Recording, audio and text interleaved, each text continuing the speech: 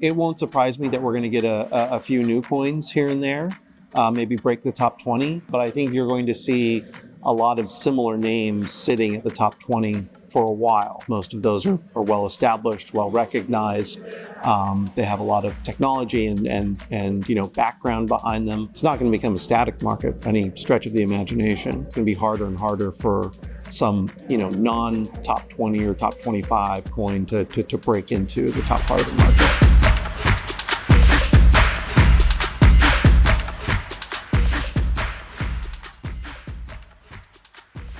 Is Chairman Gensler succeeding at requiring all active traders to register as broker-dealers? Sure seems so. What the SEC did is, I think, overturn about 80 to 90 years of precedent in distinguishing between traders and dealers. And now their rule effectively says that if you're trading, and the way you're trading, you're effectively providing liquidity to the market, whether because you're on both sides of the same market and the same security regularly, or because you're effectively providing liquidity by capturing the bid-ask spread, or you're otherwise taking into account the programs for liquidity provision from the exchanges, that makes you a dealer. What is the impact that it is going to have? You're going to see a significant number of proprietary trading firms who were not registered as dealers have to register based on their trading.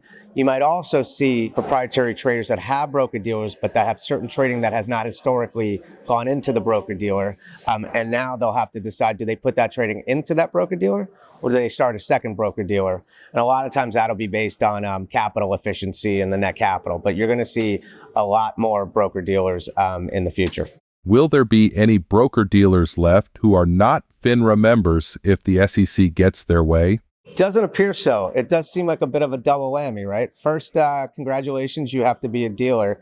Now, congratulations, you have to become a FINRA member. And so, yes, they basically, with the new rule change, I think we will see almost all of the proprietary trading firms that are registering as dealers become FINRA members, because the exemptions from FINRA membership basically don't work for the vast, almost every trading firm in the way they trade. So I think we will have all FINRA members. If you recall back, I think even a couple administrations ago, even with Mary Jo White, they were looking at the treasury market and trying to understand why a bunch of people that are trading significantly in cash treasuries were not dealers. A lot of our clients are already registered because they actually are dealers.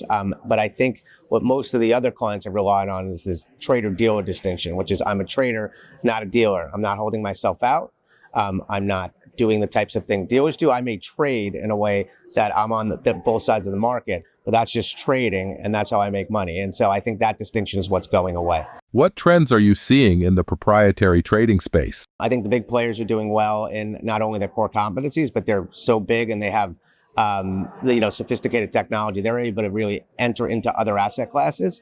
I think some of the smaller firms are still focusing on their core competency, and given their size and scale, it's a little harder for smaller firms to really be able to expand asset classes. I also think what we're not seeing, other than crypto, which we'll talk about, is there's not a lot of new entrants for prop firms. I think the reason for that is just the technology spend is so significant now that the cost of entry and the barriers to entry are high. And so I think we're seeing that, although we are seeing some new entrants that are not fully speed dependent. They have to be fast enough, but not the fastest. We're seeing a little bit of consolidation in the market, M&A activity. Most of it's not public, but one that was public, I'm sure people saw GTS's acquisition of HC Technologies, FX and fixed income book. So there's some consolidation there. We've seen a little bit more of M&A activity actually on technology. So there's a couple clients started by prop firms that did deals. So last year, Geneva Trading had founded GX2 Systems, and they were acquired by South Street, and they're effectively an automated broker. And also TradeWeb last year acquired RateFin, which is another fixed income and interest rate futures brokerage product. So you're seeing a little bit more of the technology plays now come to fruition. What trends have you seen in digital asset trading? It's a very active market. Obviously, the big development over the past few months is the introduction of the Bitcoin ETFs. That has driven a renewed interest in Bitcoin, and I think digital assets in particular. Obviously, the inflows into those funds have been enormous. over the past few months. And so I think there was a bit of a bottleneck approach going on there. The launches of those funds were so highly anticipated that when they happened, there was a lot of interest and a lot of inflow of funds. What are the chances of getting ETFs on Bitcoin options? The SEC, when it approved the Bitcoin ETFs, that was on a 3-2 vote. And you look at Chairman Gensler's statement, he took that opportunity to warn about what he thought were the risks of Bitcoin.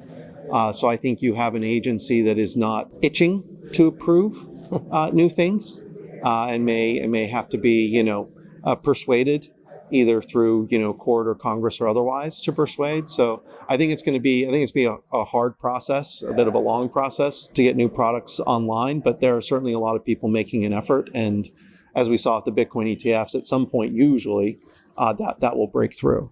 What are some of your successes in the crypto space? Katton's been active in the crypto space for a long time. I started Katten 3 years ago, but 7 years ago, when I just started as general counsel of the CFTC, my first meeting with someone outside of the CFTC about crypto was with Katten. I personally have Katten on my radar for quite a long time in the crypto space, but the firm itself has helped a number of well-known entities get registration. I mean, LedgerX and ErisX were some early successes for the firm and in its crypto practice. Obviously, we're very well published and well read by a number of sources. More recently, we're representing Binance US in the SEC litigation. I mean, I argued the motion to dismiss in January. That's going to be, one of the platform cases that's going to go a long way to determining if the secondary market transactions in digital assets are securities transactions or not. So that's a very important part of what's going on.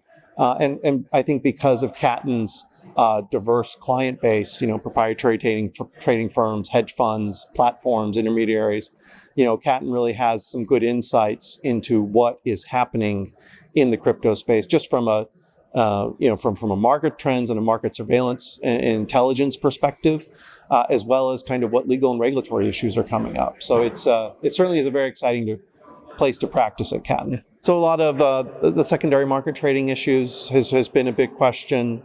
There's been a lot of questions coming out of the Binance.com settlements with the CFTC, DOJ, and other agencies last year. Companies trying to figure out if their overseas operations can be onboarded onto the offshore exchanges under some of the new onboarding procedures that are in place, which are partially based on U.S. regulatory requirements.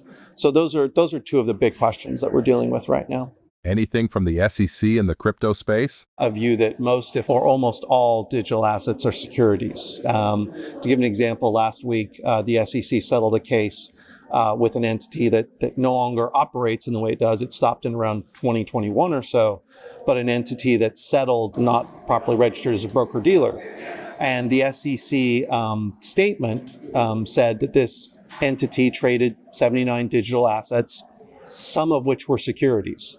And even though the SEC had an opportunity to say, here's the ones we think were securities, here's the one we don't think are securities, and here's why we chose what we did, there's none of that in the settlement agreement. So all I know reading that document is that the SEC thinks that some of these unnamed 79 digital assets are securities, and I don't really have anything to go off of in that settlement agreement, which ones are, which ones aren't, and why.